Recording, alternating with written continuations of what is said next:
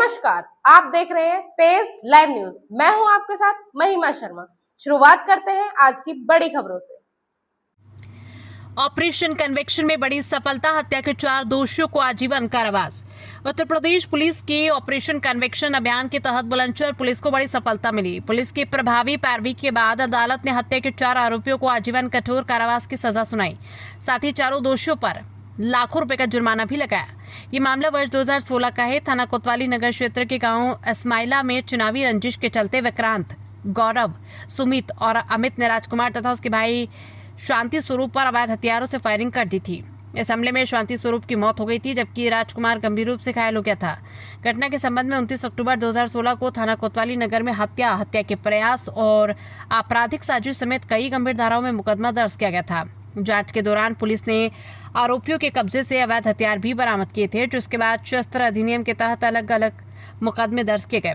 Uttar Pradesh police की operation convection अभियान के अंतर्गत बुलंदशहर पुलिस की मॉनिटरिंग सेल ने अदालत में मजबूत और प्रभावी पैरवी की। इसके बाद FTC 05 कोर्ट के न्यायाधीश मनोज कुमार शासन ने चारों आरोपियों को दोषी करार देते हुए आजीवन कठोर कारावास की सजा सुनाई। अदालत ने आरोपी सुमित और अमित पर 50-50 हजार रुपए तथा विक्रांत और गौरव पर 52-52 हजार रुपए का अर्थदंड भी लगाया।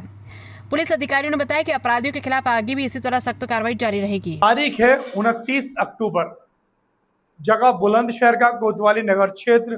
कांग्रेस के एक जिम्मेदार और एक वरिष्ठ नेता शांति स्वरूप की गोली मारकर हत्या कर दी गई।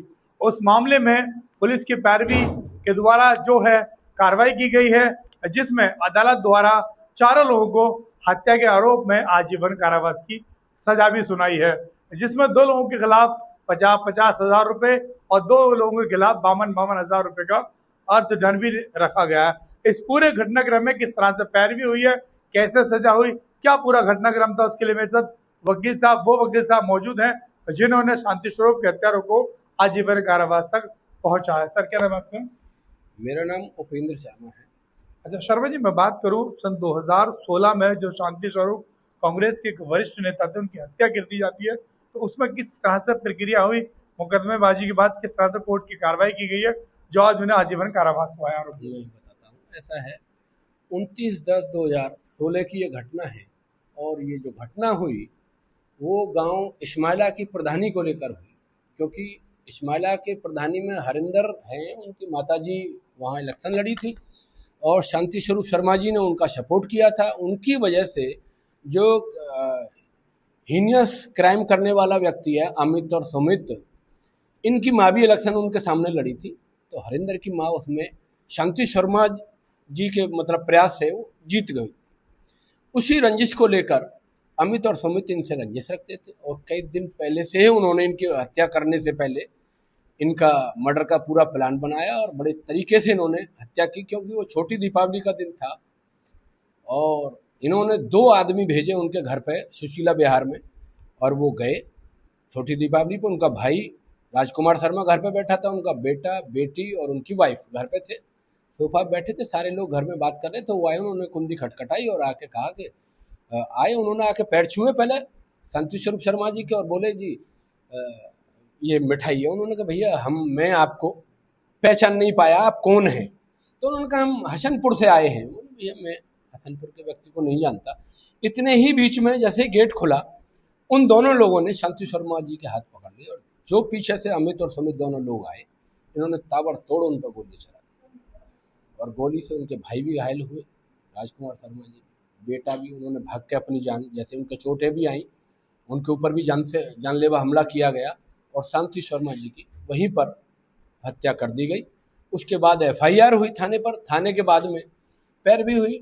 हालांकि इन्होंने बहुत प्रयास किया कि कैसे ही बच जाए, लेकिन ऐसे अकाट्य सबूत थे, क्योंकि जो आई विटनेस थे वो घर पे बैठे थे और उनको चोटें थी जिनको कोई काट नहीं सकता था। उन्होंने बतेरा प्रयास किया कि साहब ये है वो है, उन्होंने हाथ पकड़ रखे थे। मैंने कहा भाई इससे कोई, कोर्ट ने उसको सब चीज़ों को देखा और उन्होंने कहा कि भाई इसमें कोई ऐसी चीज़ नहीं है जो इनको किसी को भी छोड़ा जाए। अच्छा वकील साहब, मैं जानना चाहूँगा, जिस तरह से पुलिस की प्रक्रिया पूरी हो गई, अब हमारे उच्च न्यायालय में जो है, मान लें न्यायालय में केस चल गया, उसके बाद केस चला, तो इस सजा तक का जो है किस तरह का सफर रहा, कैसे सजा हुई और किन किन चुनौतियों का आपको सामना करना पड़े? देखो, इसमें कोई खास चुनौती यूँ नहीं आई हमारे सामने कि कोई बनी हुई साक्ष्य थी नहीं, बनी हुई कोई साक्ष्य नहीं थी। जो एक्चुअल थी वही साक्ष्य थी, और वो जो एक्चुअल चीज होती वो किसी पर कटती नहीं, कितना ही कोई प्रयास कर ले। एक्चुअल साक्ष्य थी और बिल्कुल आई विटनेस उनके घर में, और जो मारने वाला है, जो अपराधी है, उसका ट्रैक रिपोर्ट ही ये है कि वो घर में ही घुस के लोगों की हत्या करता है, उन्हीं के घर में जिनको मारना होता है उन्हीं के घर में हत्या करता है। उसने अच्छा, बहुत वो शूटर बाहर के थे क्या?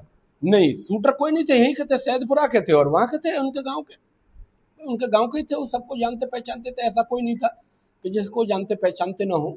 उन बच्चों को नहीं जानते थे जो सैदपुरा के, और जिन्होंने बताया कि हम हसरपुर के, तो सारी कॉल डिटेल और उन सारी बातों से वो सब सामने आ गया। अच्छा वकील, तो कौन सी कोर्ट में केस चला था, कौन से जज साहब थे जिन्होंने ये सजा सुनाई? ये मनोज कुमार शासन है और FTC सेकंड कोर्ट ये रही है बुलंदशहर की, और बहुत बढ़िया उन्होंने गुरदोष पे मतलब इसको सजा की है। मैं ये कहूँगा कि शायद ही कोई इतना जाएगा, एक भी जितने भी लोगों के खिलाफ इसमें चार्जशीट आई थी, सभी के खिलाफ ये केस गया है, सभी को सजा हुई है। किसी को 2 साल की हुई है, 307 में 10-10 साल की हुई है, 25 एक्ट में 2 साल की हुई है, और 302 का जो मामला है उसमें आजीवन कारावास इन लोगों को। लगभग कितने लोगों को सजा हुई है? इसमें 5 लोगों को सजा हुई। अब ये जो है आगे के लिए क्या आपको लगता है कि अपील पर छूट जाएंगे? आगे देखो, क्या तैयारी अपील आपकी? कोर्ट में क्या है कि कोर्ट बेल तो दे सकती है, अपील बेल, लेकिन ये केस छूटने वाला नहीं है। भले ये सुप्रीम कोर्ट चले जाए, ये केस छूटेगा नहीं, क्योंकि इसमें कोई साक्ष्य ऐसा बनावटी है ही नहीं।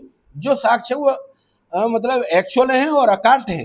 ये सजा 100% बरकरार रहेगी। मैं आज आपसे कह रहा हूँ ऑन रिकॉर्ड, ये सजा माफ नहीं होगी। अच्छा वकील, तो मेरा आखिरी और लास्ट सवाल है, इसमें जो पीड़ित पक्ष की तरफ से पैरोकारी की थी, किसने की थी, किसका ये अहम योगदान है? इसमें अहम योगदान ये देखो, उनका शांति स्वरूप शर्मा जी के बेटे तो बहुत छोटे थे बेचारे, उनको तो बहुत नाबालिग था बच्चा वो।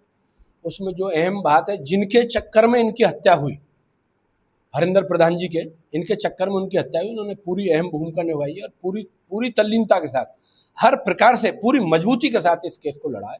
पूरी पैरोकारी हरिंदर जी ने की है, और इन्हीं के बलबूते में कहता हूँ कि वो लड़का तो हो सकता है बहक जाता, डरा लेते, कुछ और कर लेते, वो इनकी वजह से वो कहीं नहीं डगमगा पाया है, और उन्हीं की वजह से सजा हुई।